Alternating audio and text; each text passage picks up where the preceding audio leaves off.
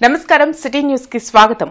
Assembly ప్రాంగణంలో అదనపు భవన సముదాయాన్ని మంత్రులు పయ్యావుల కేశవ్, నారాయణతో కలిసి స్పీకర్ అయ్యన్న పాత్రుడు ప్రారంభించారు. విప్లకు మొత్తం 16 ఛాంబర్లు, మీడియా పాయింట్, డైనింగ్ ను ఈ భవనంలో ఏర్పాటు చేశారు. నూతన ఛాంబర్లలో ప్రభుత్వ చీఫ్ విప్ జీవీ ఆంజనేయులతో పాటు ఇతర విప్లు ఆసీనులయ్యారు. వారికి స్పీకర్తో పాటు మంత్రులు అభినందనలు తెలిపారు. దుబారా ఖర్చు లేకుండా G+1 విధానంలో ఈ భవనం నిర్మించినట్లు మంత్రి నారాయణ వెల్లడించారు.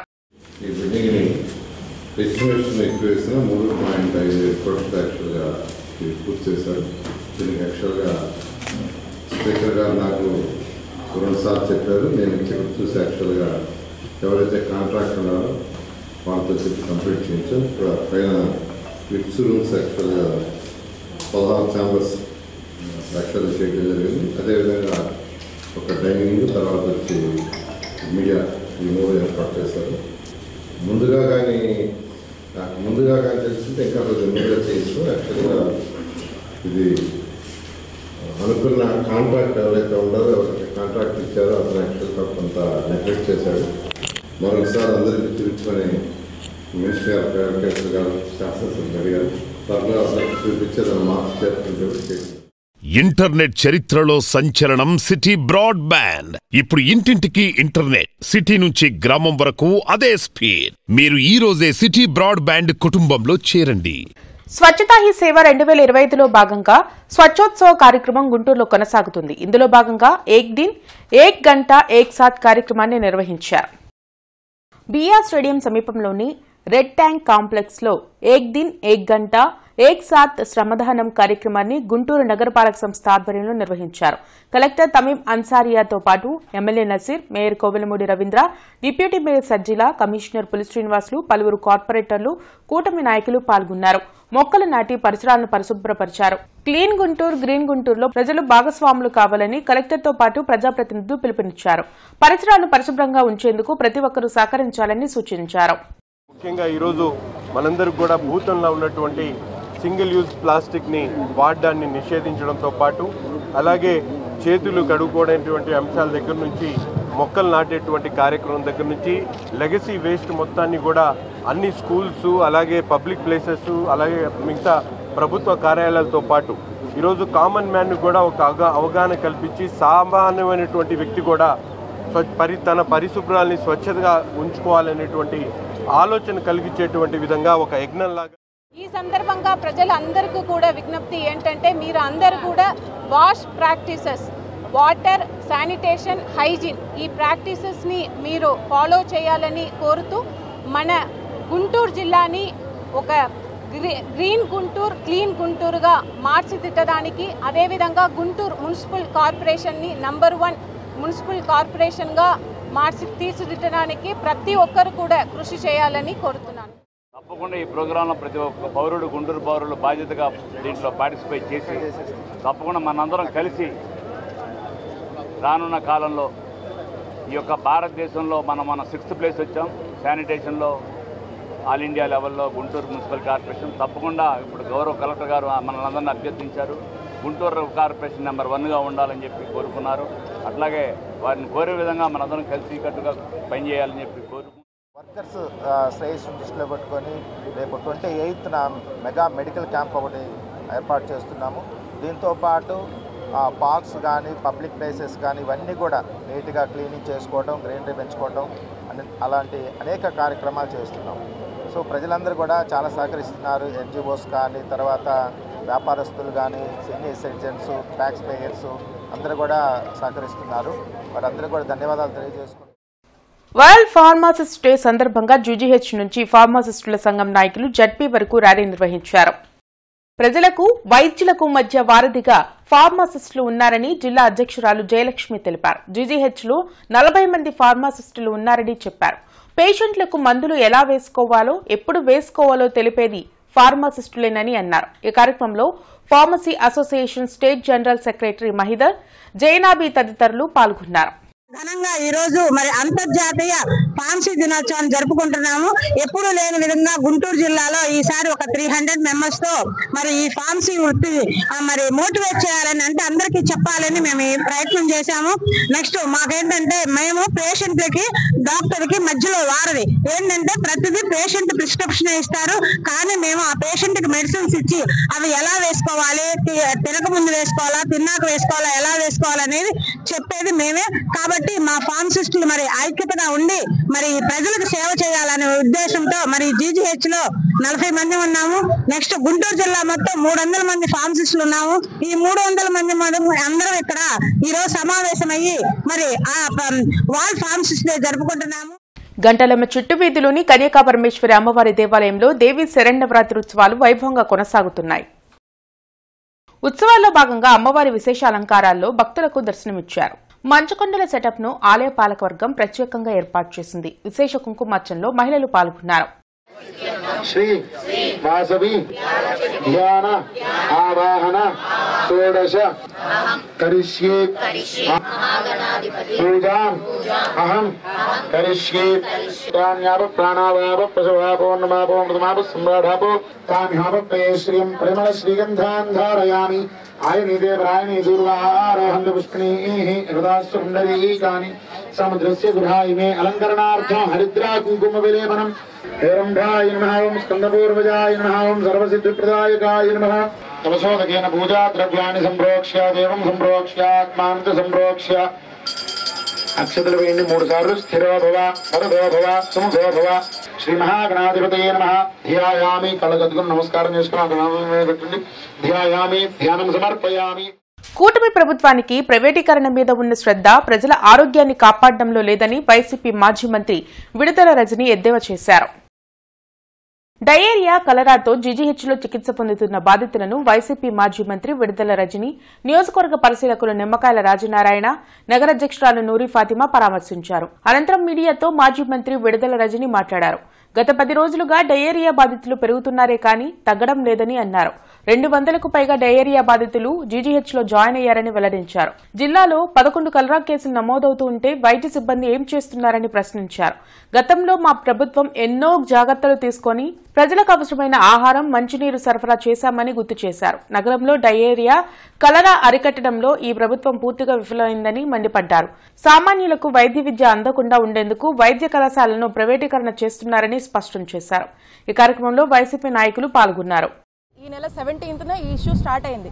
ఈ ఇష్యూ స్టార్ట్ అయిన నెంబర్ కూడా మనం చూస్తూ ఉన్నాము, వరుసగా చూస్తూ ఉన్నాము. ఇప్పటికి కూడా ఈ రోజు పరిస్థితి కూడా ఎక్కడ కూడా ఈ తగ్గుముఖం పట్టినట్టు కానీ, ఈ తగ్గుతున్నట్టు కానీ అట్లాంటి వాతావరణం ఏమీ కూడా లేదు. పేరుకి మనం చూసినట్టయితే మన గుంటూరు జిల్లాలో పెద్ద పెద్ద నాయకులు ఉన్నారు, మంత్రులు ఉన్నారు, మరి ఇక్కడ ఎమ్మెల్యేలు ఉన్నారు. ఎవరు కూడా ఏ మాత్రం కూడా చిత్తశుద్ధి ఈ యొక్క డయేరియా విషయంలో కానీ, ఈ ప్రాంత ప్రజలకి వాళ్ళకి కావాల్సినటువంటి మెజర్స్ తీసుకోవడంలో కానీ ఏ మాత్రం కూడా చిత్తశుద్ధి చూపించలేదనేది స్పష్టమవుతా ఉంది. ఏ మాత్రం కూడా హెల్త్ అనేది మోస్ట్ నెగ్లెక్టెడ్ సబ్జెక్ట్గా, ఇగ్నోర్డ్ సబ్జెక్ట్గా ఈ రాష్ట్ర ప్రజలు ఏమైనా సరే అన్నటువంటి పరిస్థితిలో మరి ఈ కూటమి ప్రభుత్వం అడుగులు ముందుకు వేస్తున్నారు. లాలపేటలోని మహాలక్ష్మి గణపతి దేవస్థానంలో దసరా ఉత్సవాలు కన్నుల పండుగగా కొనసాగుతున్నాయి. కూష్మాండాదేవి అలంకారంలో అమ్మవారు భక్తులకు దర్శనమిచ్చారు. ప్రతిరోజు నిర్వహించే సామూహిక కుంకుమార్చనలో భక్తులు పాల్గొని అమ్మవారిని దర్శించుకోవాలని ఆలయ అర్చకులు కోరారు. అమ్మవారి మూల అలంకారాలను ఈ ఉత్సవాల్లో ప్రత్యేకంగా ఏర్పాటు చేసినట్లు తెలిపారు.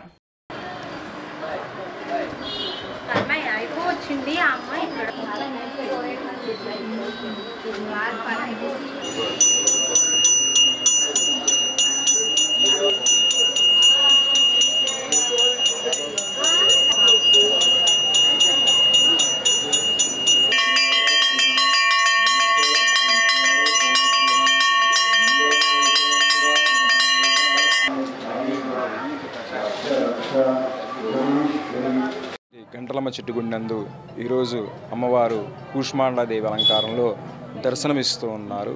అలాగే ఈ దేవీ నవరాత్రుల్లో ప్రతిరోజు కూడా అభిషేకాది కార్యక్రమాలు ఉదయం 7 గంటల 30 నిమిషాల నుంచి మొదలుకొని రాత్రి 10 గంటల దాకా అనేక విశేష కార్యక్రమాలు జరుగుతూ ఉంటాయి.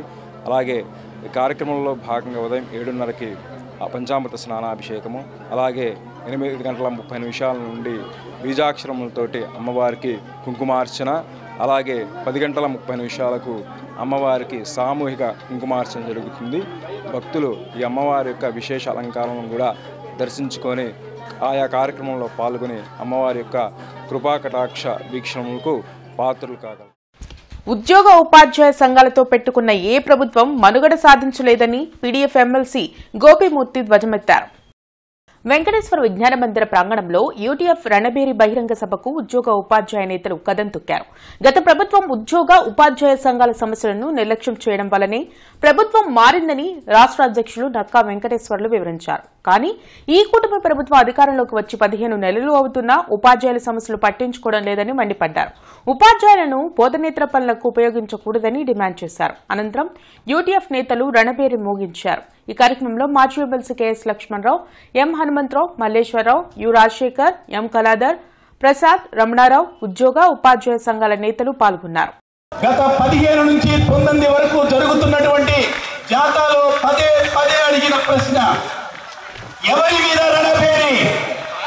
మేమైతే యూటీఎఫ్ సూటిగా చెప్పదలిసింది 1930 మార్చి 12 ఈ దేశంలో గాంధీ సబర్మతి ఆశ్రమం దగ్గర నుంచి నర్మదా వరకు ఆ రోజు బ్రిటిష్ వారికి వ్యతిరేకంగా, ఉప్పు పన్నుకు వ్యతిరేకంగా సత్యాగ్రహ దీక్ష చేసినటువంటి గాంధీ గారి స్ఫూర్తితో ఈ రోజు ఉప్పు పేరుతో గత ప్రభుత్వం తెచ్చిన సాల్ట్ పథకాన్ని కొనసాగిస్తున్న దాన్ని రద్దు చేసే దాని మీద రణబేరి మోగించబోతా ఉన్నాం.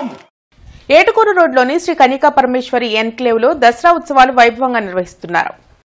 కాచాయినీదేవిగా అమ్మవారు భక్తులకు దర్శనమిచ్చారు. అక్టోబర్ 2 వరకు ప్రతిరోజు విశేష అలంకారంలో అమ్మవారి దర్శనం ఉంటుందని టీఎల్వి వీరాంజనేయులు తెలిపారు. కనికా పరమేశ్వరి ఎన్క్లేవ్ కుటుంబ సభ్యులందరం కలిసి చేస్తున్నాము. 22వ తారీఖు నుంచి ఈ కార్యక్రమాలు స్టార్ట్ అయ్యి ఇవాళకి 4వ రోజు. ఇవాళ అమ్మవారి అలంకారం కాచాయినీదేవి.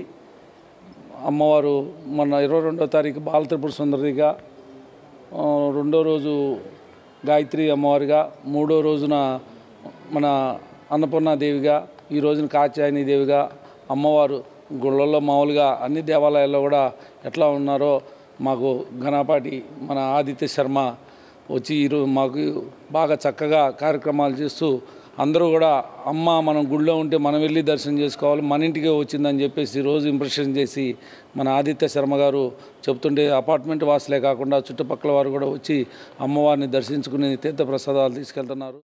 కొత్తపేట కాకుమానివారి వీధుల్లోని శ్రీ మహాలక్ష్మి సీతారామస్వామి వారి దేవస్థానంలో 22వ దేవి శరన్నవరాత్రి మహోత్సవాలు ఘనంగా కొనసాగుతున్నాయి. చిట్కల పరిపూర్ణ మండలార్చన కార్యక్రమంలో భక్తులు పాల్గొని అమ్మవారిని దర్శించుకోవాలని అర్చకులు తెలిపారు. నవరాత్రి ఉత్సవాల్లో అమ్మవారిని దర్శించుకుంటే సకల శుభాలు కలుగుతాయని చెప్పారు. విశేష పూజల్లో సుహాసినులు పాల్గొన్నారు. దర్శించి ధరించగలరు. అలానే ఈ రోజు కార్యక్రమాల్లో బాగా రోజు కార్యక్రమాలు జరుగుతాయి.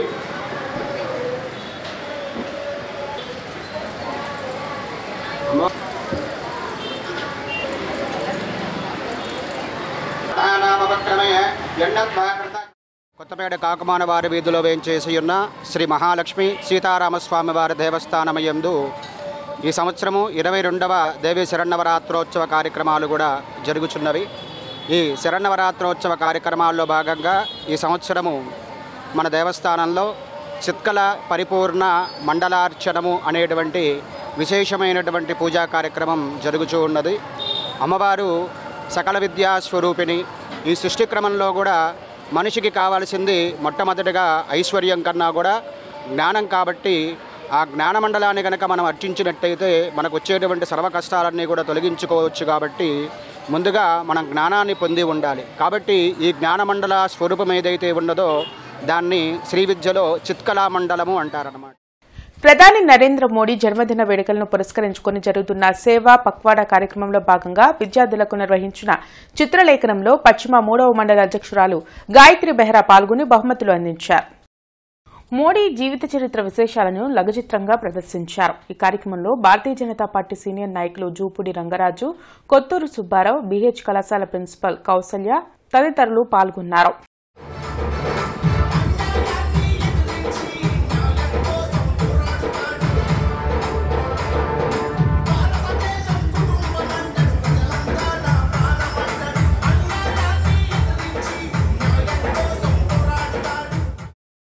పవన్ కళ్యాణ్ నటించిన ఓజీ మూవీ థియేటర్లో విడుదలైంది. గ్యాంగ్స్టర్ బ్యాక్గ్రౌండ్ తో డైరెక్టర్ సుజిత్ ఈ సినిమాను తెరకెక్కించారు. తమన్ మ్యూజిక్ అందించగా డివివి దానయ్య ప్రొడ్యూస్ చేశారు. కొత్త లుక్ తో పవర్ స్టార్ పవన్ కళ్యాణ్ తన యాక్టింగ్ తో అదరకొట్టారని, మూవీ సూపర్ హిట్ అని అభిమానులు హర్షం వ్యక్తం చేశారు. సూపర్ అన్న, ఒక్కొక్క సీన్ ఉంది, ఇంటర్వెల్ సీన్ ఉంటే పిచ్చే ఒక్క నిమిషం సినిమా ఏంటంటే ఇంటర్వెల్లో చనిపోతారు. ఇంటర్వెల్లో ఆ సీన్కు చనిపోతారు జనాలు. ర్యాంపులో ఉంది. సుజిత్ డైరెక్షన్ కానీ ప్రతిదీ కనుక చాలా బాగా తీశారు. కంబ్యాక్ అయితే అదిరిపోయింది అన్న. కంబ్యాక్ మాత్రం పవన్ కళ్యాణ్ గారి కంబ్యాక్ అయితే అట్లీస్ట్ కంబ్యాక్ నెంబర్ 1 కంబ్యాక్ ఇది. సుజిత్ గారికి ప్రత్యేకంగా ధన్యవాదాలు తెలియజేయాలి. పవన్ కళ్యాణ్ గారి యాక్టింగ్ కావచ్చు, ఈ సీక్వెన్సెస్ కావచ్చు, ప్రతిదీ కూడా చాలా అద్భుతంగా ఉంది. సినిమా ఇంటర్నెట్ చరిత్రలో సంచలనం సిటీ బ్రాడ్బ్యాండ్. ఇప్పుడు ఇంటింటికి ఇంటర్నెట్, సిటీ నుంచి గ్రామం వరకు అదే స్పీడ్. మీరు ఈ రోజే సిటీ బ్రాడ్బ్యాండ్ కుటుంబంలో చేరండి. పటాభిపురం ఏటీ అగ్రహారంలోని జీకేఆర్ హై స్కూల్లో దసరా పండుగ సంబరాలు నిర్వహించారు. ఈ వేడుకల్లో భాగంగా పిల్లలకు 10 మంది అమ్మవారి అవతారాల వేషాలు వేయించి వారి ప్రాముఖ్యతలను వివరించారు. ముఖ్యంగా చదువుల తల్లి సరస్వతీదేవి గురించి పిల్లలకు వివరించారు. ఈ వేడుకల్లో విద్యార్థులు దసరా పండుగ గురించి వేసిన నాటకం అందరినీ ఆకట్టుకునే విధంగా చేశారు. అనంతరం ఈ కార్యక్రమంలో అమ్మవారి వేషాలు వేసిన వారికి బహుమతులు అందించి సత్కరించారు. ఈ వేడుకల్లో school director Kondareddy, Janardhan Reddy, principals Shailaja, Susheela, టీచర్లు, విద్యార్థులు మరియు తల్లిదండ్రులు పాల్గొని విజయవంతం చేశారు.